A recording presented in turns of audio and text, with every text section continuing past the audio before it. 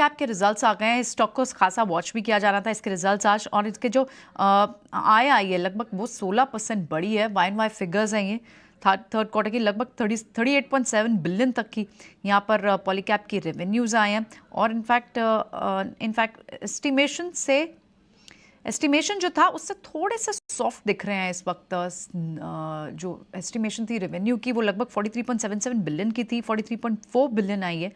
और in fact stock कैसा react कर रहा है? स्टॉक फ्लैट टू पॉजिटिव है, लेकिन आप सुबह एक बार देखें तो एक डिप आया भी था, ये 4200 के नीचे स्लिप हो गया था, उसके बाद से रिकवर हुआ है और बहुत वॉलेटाइल रहा है ये स्टॉक। देखिए एक डिप सुबह जो आया ये लगभग 10 बजे के पहले, उसके बाद फिर इसमें कंटिन्यूस बाइंग भी देखने को मिली और फिर से स्टॉक 4500 के लेवल के पास आपको यहाँ पर स्टेबल दिख रहा है नंबर्स के बाद। कुछ और डिटेल्स भी आती हैं कि पैट कितना बड़ा है, किस तरह की एक्सपेक्टेशन थी वो भी लेकर आते हैं, लेकिन इनफैक्ट नंबर्स पर अभी कोई बहुत बड़ा रिएक्शन फिलहाल नहीं आ रहा। एक बार टेक चेक ले लेते हैं कुछ, एक बार पॉलीकैब को चेक करके आप बताएंगे। इसमें तो एक रिकवरी ट्रेड भी काफ़ी बड़ा, लेकिन ऑफकोर्स इसमें जिस तरह का कॉर्पोरेट गवर्नेंस का मैटर है वो भी आप नकार नहीं सकते, उसे भी इग्नोर नहीं कर सकते। कैसे देख रहे हैं चार्ट को? प्रियंका, देखिए ओवरऑल अगर मैं देखूं तो मैं पॉजिटिवली देख रहा हूँ। काफी बार ऐसा होता है कि ऐसी न्यूज आती हैं और अगर आप उस न्यूज को 3 से 6 महीने का पर्सपेक्टिव लेके फैक्टरिंग करें तो हो सकता है कि it might just turn out to be a buying opportunity. Already अगर आप देखें तो जिस दिन न्यूज आई थी गैप डाउन हुआ था, वहां से एक अच्छी खासी रिकवरी ऑलरेडी आई है। अब 200 डे मूविंग एवरेज का रेजिस्टेंस है जो कल भी स्टॉक ले रहा था, आज भी उसी के आसपास ट्रेड कर रहा है। बट मैं कहूंगा कि यहाँ पे ट्रेडिंग बेट ना ले, for a very simple reason, because यहाँ पे वॉलेटिलिटी न्यूज फ्लो के हिसाब से थोड़ी सी ज्यादा है।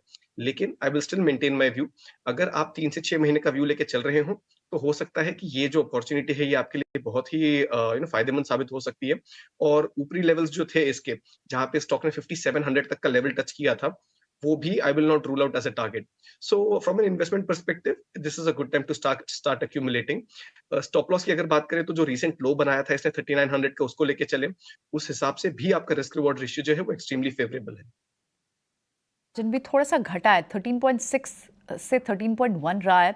और ये बात ठीक है आपकी कुछ कि ये फंडामेंटल कॉल है, यहाँ से अब आपको एक बड़ा नजरिया रखना होगा, क्योंकि ट्रेडिंग का जितना एक स्विंग मिल सकता था बिकॉज ऑफ नंबर्स वो ऑलरेडी फैक्टर इन हो गया पिछले 4-5 दिन में।